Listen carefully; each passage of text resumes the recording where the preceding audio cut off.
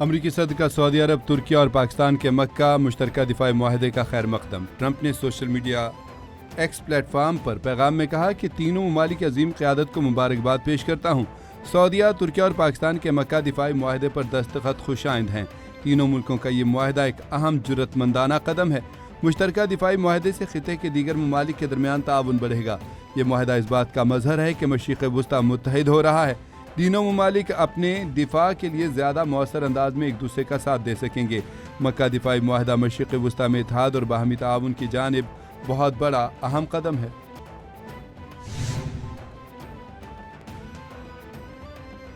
وزیراعظم پاکستان کا مکہ دفاعی معاہدے کی حمایت میں صدر ٹرمپ کے بیان کا خیر مقدم۔ وزیراعظم شہباز شریف نے کہا کہ دفاعی معاہدے پر دستخط کے حوالے سے ٹرمپ کے حمایت بھرے کلمات کو سراہتا ہوں۔ پاکستان، سعودیہ، ترکیہ خطے کے دفاع میں تعمیری کردار نبھاتے رہیں گے۔ جنوبی ایشیا میں جوہری تباہی ٹالنے پر صدر ٹرمپ کی قیادت کو سراہتے ہیں۔ پائیدار امن عوام کے روشن اور خوشحال مستقبل کے لیے بنیادی شرط ہے۔ امریکہ کے ساتھ معاہدہ قومی وقار اور رہبر معظم کے اصولوں کے تحت طے پایا۔ ملکی مفاد کو مد نظر رکھتے ہوئے امریکہ کے ساتھ معاہدہ کیا۔ دشمن کے سامنے ہتھیار نہیں ڈالے بلکہ ماہرین کی مشاورت سے معاہدہ کیا۔ حکومت کو رہبر انقلاب مجتبیٰ خامنہئی کی رہنمائی حاصل ہے۔ ملک کو مزید مضبوط بنانے کے لیے سب کو اپنا کردار ادا کرنا ہوگا۔ ایرانی صدر ڈاکٹر مسعود پزشکیان کا بیان، کہا کہ اسرائیل نے پورے مشرق وسطی میں بدامنی پھیلا رکھی ہے۔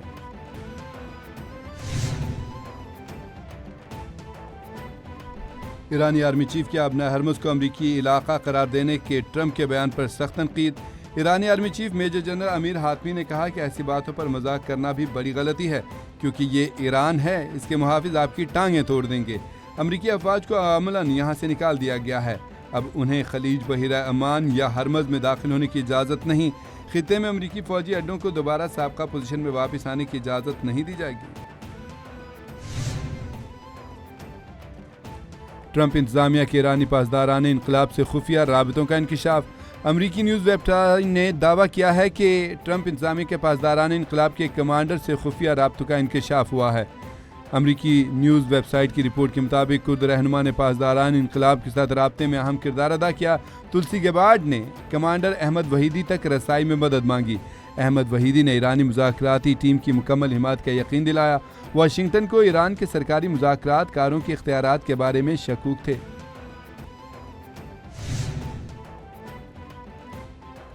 ایران نے 60 روزہ مفاہمتی معاہدے کو جنگ کی تیاری کے لیے استعمال کیا۔ امریکی اخبار وال اسٹریٹ جرنل نے دعویٰ کیا ہے کہ ایران نے مفاہمتی معاہدے کے بعد کشیدگی کم کرنے کے بجائے وسیع جنگ کی تیاری کی۔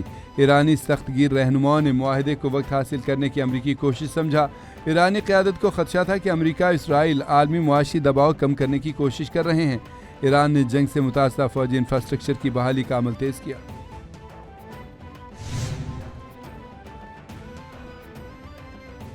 یمن میں 48 گھنٹوں کے دوران جھڑپوں اور ڈرون حملوں میں 200 سے زائد حوثی باغی ہلاک ہو گئے۔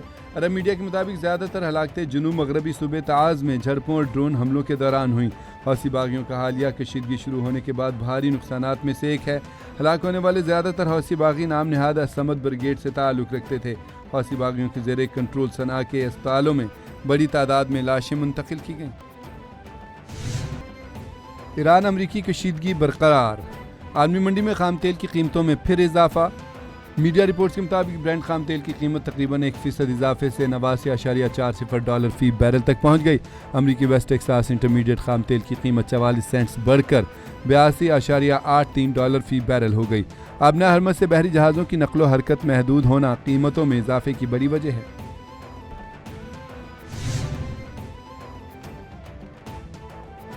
امریکی ریاست انڈیانا پولز میں خالصتان ریفرینڈم، ہزاروں سکھ ووٹنگ کے لیے تیار۔ خالصتان ریفرینڈم کے لیے ووٹنگ مقامی وقت کے مطابق صبح 9 بجے شروع ہوئی۔ ہزاروں سکھ بھارت سے الگ وطن کے لیے ووٹ ڈال رہے ہیں۔ ڈاؤن ٹاؤن انڈیانا پولز میں اس وقت خالصتانی جھنڈے لہرا رہے ہیں۔ خالصتانی پرچموں کی بہار آئی ہوئی ہے۔ Khalistan referendum Sikh for justice کی عالمی مہم کا حصہ ہے۔ خالصتان ریفرینڈم کی قیادت گرپتونت سنگھ پنو کر رہے ہیں۔ ہمسایہ ممالک میں مداخلت اور پراکسیز کی حمایت بھارت کو مہنگی پڑ گئی۔ بنگلہ دیش سے تعلقات مزید کشیدہ۔ مودی سرکار کو ایک اور سفارتی دھچکا۔ بنگلہ دیشی وزیراعظم کا بھارتی پراکسی شیخ حسینہ کی حوالگی تک بھارت جانے سے انکار۔ ترجمان بنگلہ دیشی وزارت خارجہ نے کہا کہ وزیراعظم طارق رحمان کے دورے سے پہلے بھارت کو موزوں ماحول پیدا کرنا ہوگا.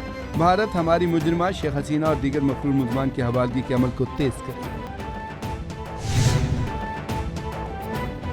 افغان طالبان رجیم کی غیر منتخب حکومت کے 5 سال، بین الاقوامی میڈیا کی کڑی تنقید. قابض طالبان رجیم نے 5 سالہ دور میں افغانستان کو دہشت گردی، منشیات فروشی، غربت اور جبر کی بھینٹ چڑھا دیا.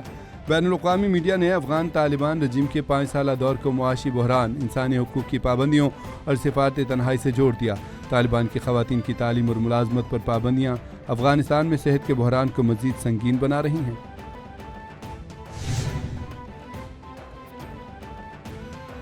جولائی میں تنخواہ دار طبقے سے گزشتہ 2 برسوں کے مقابلے میں زیادہ ٹیکس جمع.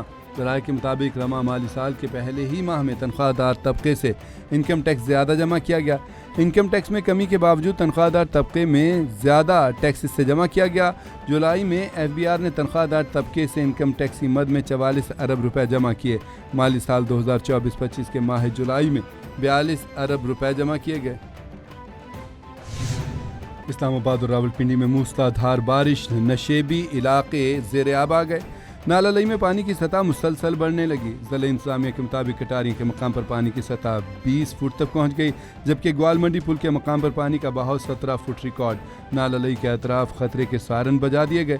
انتظامیہ کی نالہ لئی کے کنارے پر بسنے والے افراد کو فوری علاقہ خالی کرنے کی ہدایت. ڈھوک کھبا اور صادق آباد میں پانی گھروں میں داخل ہو گیا. اور انڈونیشیا میں ہولناک زلزلے نے تباہی پھیلا دی. 7.7 شدت کے زلزلے کے بعد ہلاکتوں کی تعداد 51 ہو چکی. میڈیا رپورٹس کے مطابق 64 سے زائد افراد زخمی ہیں. 5000 سے زائد افراد گھروں سے عارضی پناہ گاہوں میں منتقل ہو گئے. زلزلے سے 1300 سے زائد گھروں کو نقصان پہنچا. 20 پیٹرول پمپ بھی تباہ ہوئے. لینڈ سلائڈنگ کے باعث سڑکیں بند ہو گئیں. امدادی کارروائیوں میں 3000 سے زائد فوجی اہلکار بھی شریک ہیں.